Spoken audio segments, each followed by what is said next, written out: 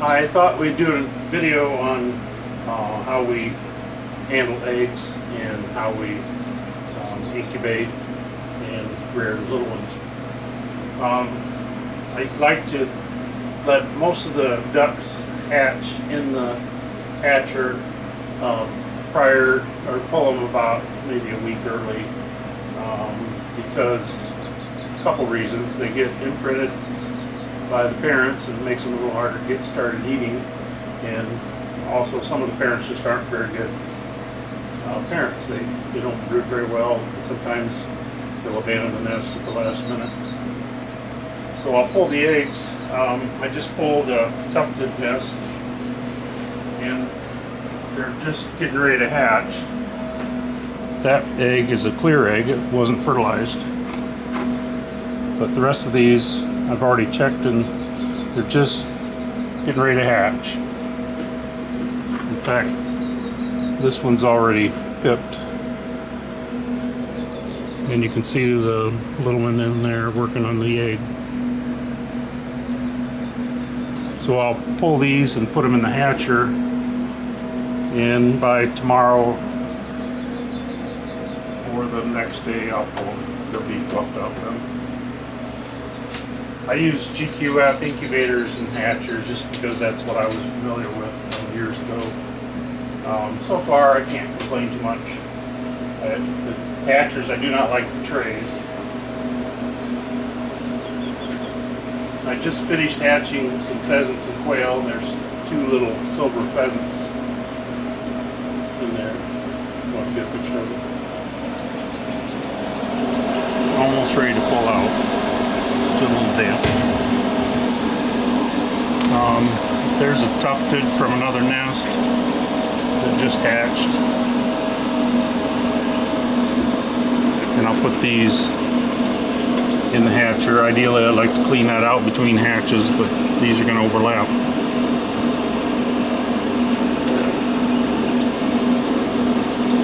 When I pull the nest, I pull the down and the nesting material and everything, and sometimes that'll stimulate the female to re-nest.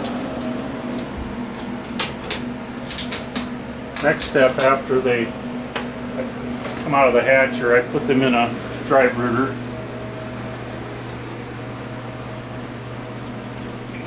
I dry brood all the ducks for the first week or two because little ducks get their oil waterproofing from their mother until their oil glands kick in. So it's best not to put them on water right away. Those are silver Bahama pintails and falcated ducks, and there's some golden pheasants and California Valley quail just recently hatched.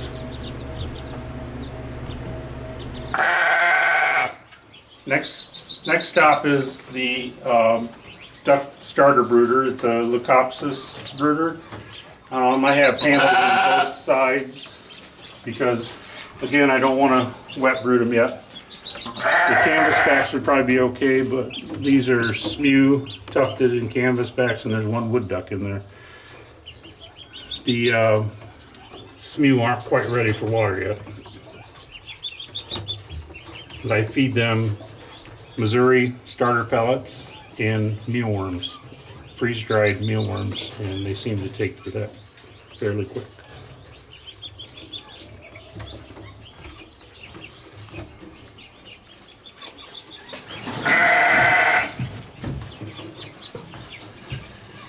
The next stop for the ducks,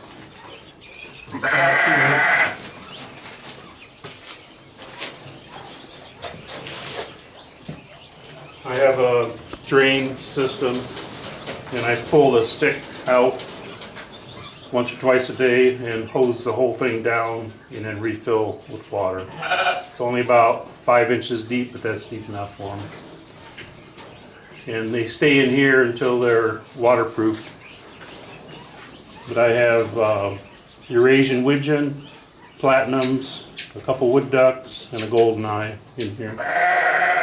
I give them a little heat just so they can dry off after they're wet. And they keep a rubber mat there because the concrete is hard on their feet.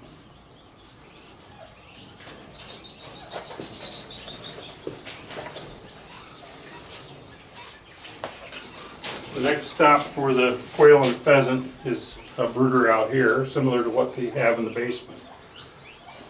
And they'll stay in here maybe a week, and then I'll move them to this wire brooder. And I keep the age group separate, and they'll feather out in here, and then they get moved outdoors. Those are goldens and silvers. There's one chicken in there. And I have quail, bob white, Coturnix, California Valley, and lots of golden pheasants this year. The next stop is the outside wire bottom brooder.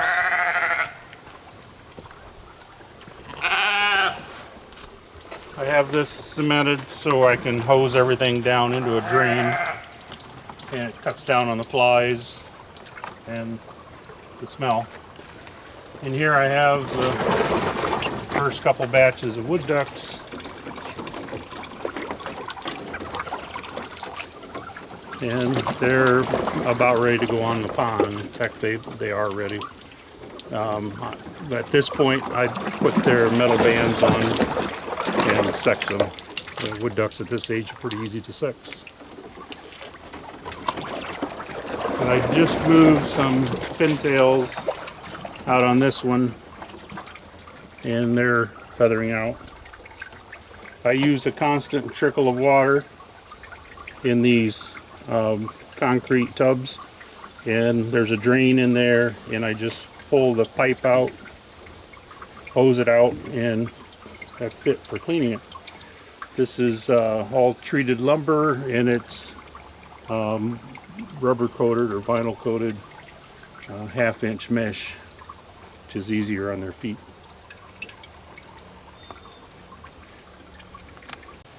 This is the final step. This aviary is where I'll put a lot of the fledged, feathered out young ducks. I have some mandarins and some green-winged teal, and she's due to hatch this week.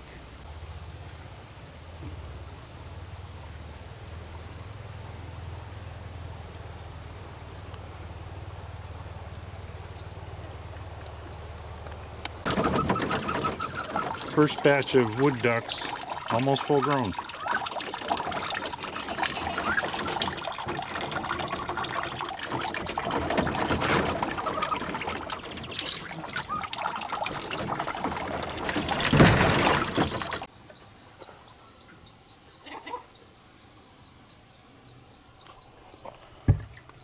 Platinum wood duck re-nest and some tufted eggs that were left laying around. Pintail.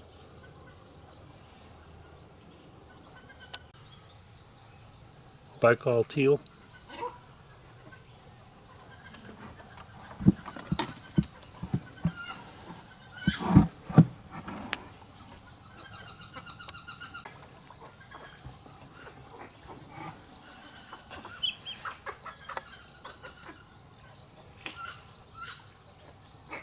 Tufted nest.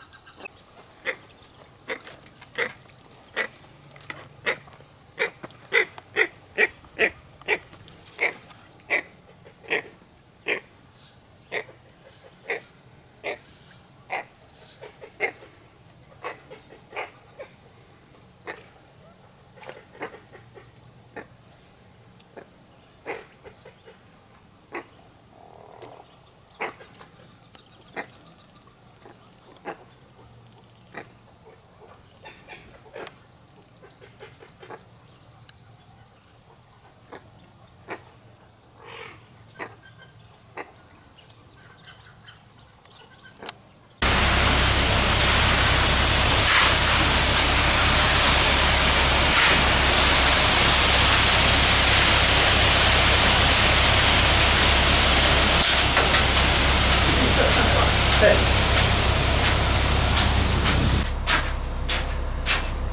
Pull that string up.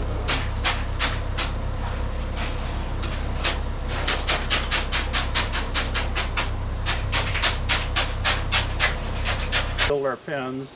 I just use chicken wire. That's all I've ever used, and I don't have any problems with it. But on the bottom is key. I use a 3-foot piece and bury it in the ground and make an L shape, and then bring it up on the post, and then I overlap it with the top piece and hog ring it probably every 2 inches all the way around. I use a 1x6 frame on the 4x4s, and I do 10 to 12 foot grids. That is for snow load. We live in a heavy snow region, and I've heard stories of aviaries that used wire cables and get a snow load, and it would collapse and drown all their ducks on the pond. So we put a grid system so it will support a lot of weight, so we have time to get the snow off before everything collapses. I use a lot of sand. Sand helps keep down on the flies and the odors, and keeps the birds in a little more sanitary environment. Thanks for watching. Please like and subscribe, and we'll keep you updated on our production this year. Thank you.